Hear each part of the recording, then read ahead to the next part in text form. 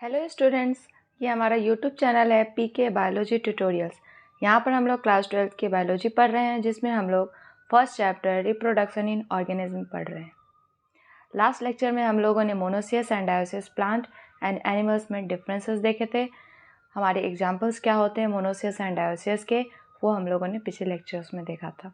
I hope आप लोग वो लेक्चर देख करके आए हैं। आज के लेक्चर में हम लोग स्टार्ट करेंगे फर्टिलाइजेशन के हमारे जो 2 टाइप हैं, external fertilization and internal fertilization. तो वीडियो स्टार्ट करते हैं।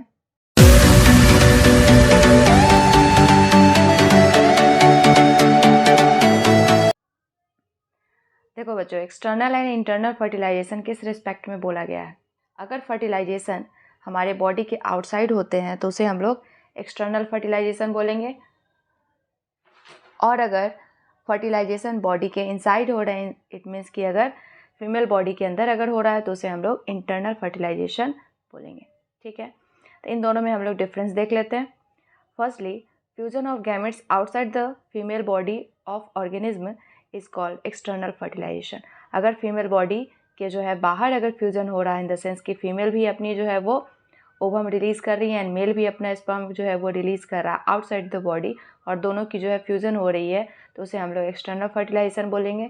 वहीं पर इंटरनल की बात करें हम लोग, तो fusion of gamete inside the female body is called internal fertilization, right. अगर फीमेल बॉडी के अंदर मेल गैमीट की ट्रांसफ़र हो रही है और फ्यूजन बॉडी के अंदर हो रहा है, तो उसे हम लोग इंटरनल फर्टिलाइजेशन बोलेंगे।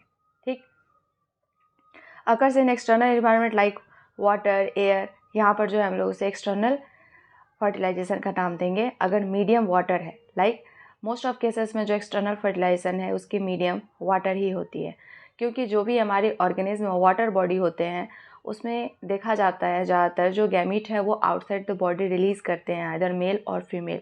फिर वहाँ पर जो मीडियम है उसी में दोनों की फ्यूजन होती है एंड वहीं पर उसकी डेवलपमेंट शुरू हो जाती है। तो वैसे फर्टिलाइजेशन को हम लोग एक्सटर्नल फर्टिलाइजेशन बोलते हैं। ठीक है, no such medium required for fertilization. यहाँ पे आउटर इन्वायरमेंट की कोई रिक्वायरमेंट नहीं है, यहाँ बॉडी के इनसाइड ज़रूरत है। इनसाइड जो है मीडियम चाहिए, तो यहाँ पर कौन सी बॉडी होगी, फीमेल बॉडी जो रिप्रोडक्टिव ऑर्गन होगी वहीं पर उसी बॉडी की रिक्वायरमेंट होगी। क्लियर है। नेक्स्ट हम लोग बात करें occurs in aquatic organism, like किस में होता है ये एक्सटर्नल फर्टिलाइजेशन के एग्जाम्पल क्या आ जाएंगे, तो most of cases frog, fishes, algae, bryophyta. Plant के रिस्पेक्ट में भी जो हमारे जो वाटर बॉडी है, एक्वेटिक प्लांट है वो, या फिर एक्वेटिक एनिमल है, उसमें ये चीज़ें देखने को हम लोग को मिलता है। क्लियर है।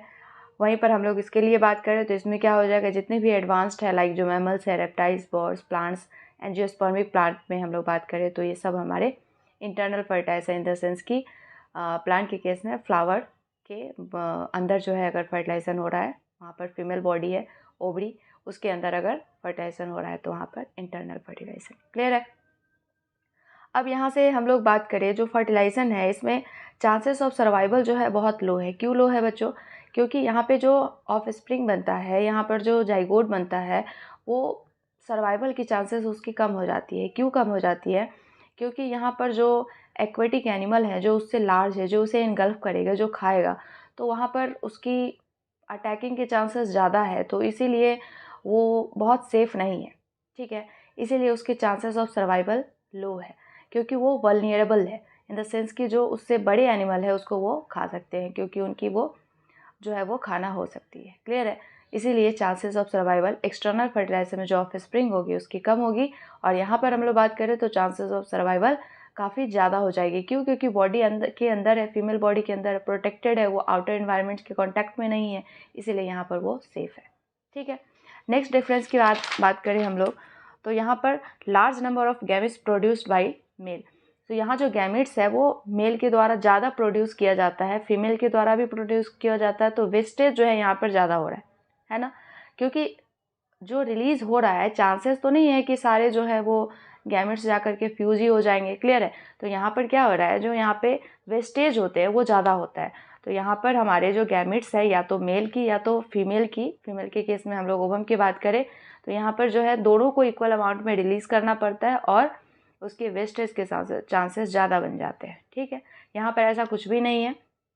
भले यहाँ पर अगर हम लोग ध्यान दें तो मेल जो गैमीट है उसकी रिक्वायरमेंट ज़्यादा है, ज़्यादा अमाउंट वो रिलीज़ होता है, लेकिन यहाँ पर वेस्टेज के चांसेस नहीं है, यहाँ पर फ्यूजन के जो है चांसेस ज़्यादा है।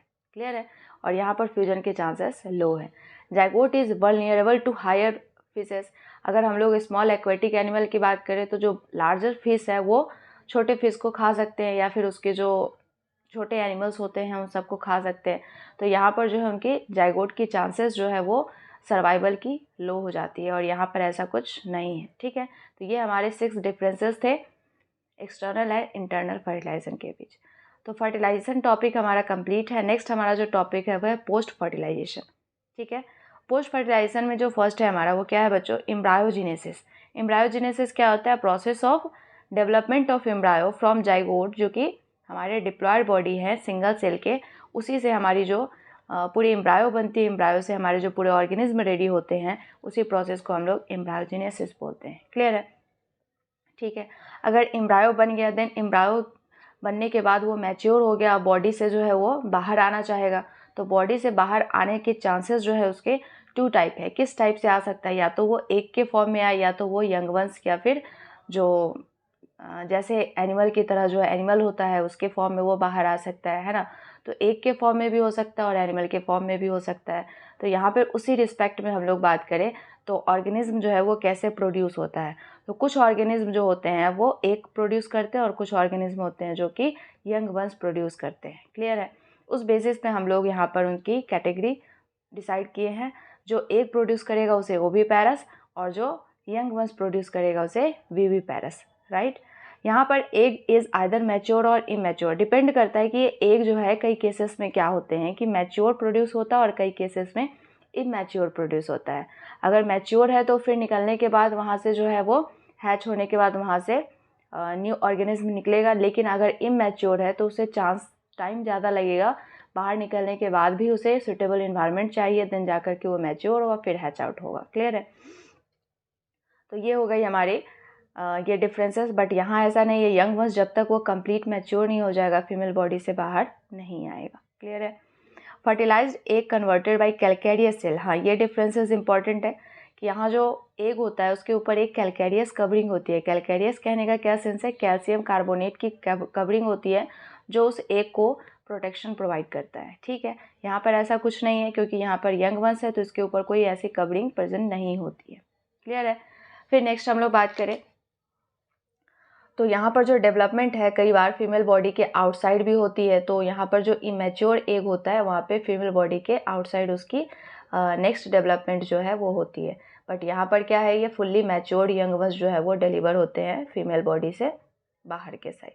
ठीक है, चांसेस ऑफ सर्वाइवल इसमें लो हो जाते हैं क्योंकि वो फिर बाहर अगर एग रिलीज़ किया जा रहा है तो एग के चांसेस भी हैं जो वो अपने प्रे के द्वारा जो है कहीं खा लिया ना जाए। क्लियर है?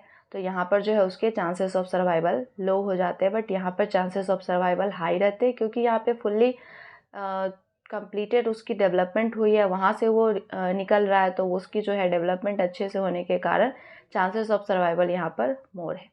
क्लियर है? एग्जाम्पल की हम लोग बात कर ले तो रेप्टाइल्स है, बर्ड्स है, एम्फीबियंस है, इन सब की क्या होती है? एग निकलते हैं ना, ये लोग जो है वो एग ले करते हैं। बट वहीं पर हम लोग बात करें मैमल्स की तो मैमल्स जो है वो यंग वंस रिलीज करते हैं। कुछ ऐसे मैमल्स भी हैं जो कि एक्सेप्शन है, जो कि हमारे मैमल्स होते हुए भी एग ले करते हैं, जैसे कि हमारा प्लेटिपस है ना, डक बाइल प्लेटिपस इसे बोलते हैं, डक बाइल प्लेटिपस। ठीक है, तो ये हमारे एक्सेप्शन है, इसे याद रखना है कि मैमल होते हुए भी ये एग ले करता है। ऐसे मोस्ट ऑफ केसेस में हमारे जो एनिमल होते हैं वो यंग वंस को रिलीज़ करता है और मैमल्स भी उसी कैटेगरी से बिलोंग करता है। बट यहाँ पर एक एक्सेप्शन है कि मैमल्स होते हुए भी वो एग ले कर रहा है, उसकी एग्जांपल याद रखना है, प्लेटिपस नॉर्मली से बोल सकते हैं या फिर इसका पूरा नाम है डकबाइल प्लेटिपस। ठीक है, तो ये रही बातें हम लोग की ओविपेरस एंड विविपेरस के बीच डिफरेंस देखा हम लोगों ने। नेक्स्ट है कि जो हमारा फ्लावरिंग प्लांट होता है, इसमें ऐसे हम लोग डिटेल में नेक्स्ट चैप्टर में पढ़ने वाले हैं। बट यहाँ पर हम लोग जानते हैं जो जाइगोट होता है वो कहाँ पर फॉर्म करता है। अगर प्लांट के रिस्पेक्ट में हम लोग बात करें तो ओवरी के अंदर हमारे पार्ट होते हैं ओव्यूल, वहाँ पर हमारे जाइगोट बनते हैं। जो मेल फीमेल की फ्यूजन से जाइगोट बनता है वो कहाँ बनता है? ओव्यूल में। ठीक है, जाइगोट आगे चल करके किस में डेवलप हो रहा है? एम्ब्रायो में। ओव्यूल की डेवलपमेंट होती है सीड में। ओवरी जो है वो हमारा फ्रूट बनाता है। फ्रूट हम लोग जो भी फ्लेसी पार्ट होते हैं हमारे उसको हम लोग ओवरी कहते हैं, एंड जो वॉल होता है फ्रूट का उसे हम लोग पेरिकार्प बोलते हैं। ठीक है, ये सबको हम लोग नेक्स्ट लेक्चर में बहुत डिटेल में पढ़ेंगे। तो यहाँ पर हम लोग का ये फर्स्ट चैप्टर कंप्लीट हो गया। आप लोग को अगर नोट्स चाहिए तो मैं इसका PDF डिस्क्रिप्शन में दे दूँगी, या फिर टेलीग्राम का लिंक मैं वहाँ पर सेंड कर दूँगी डिस्क्रिप्शन बॉक्स में, वहाँ से आप लोग इसके PDF को ले सकते हैं। ठीक है, थैंक यू।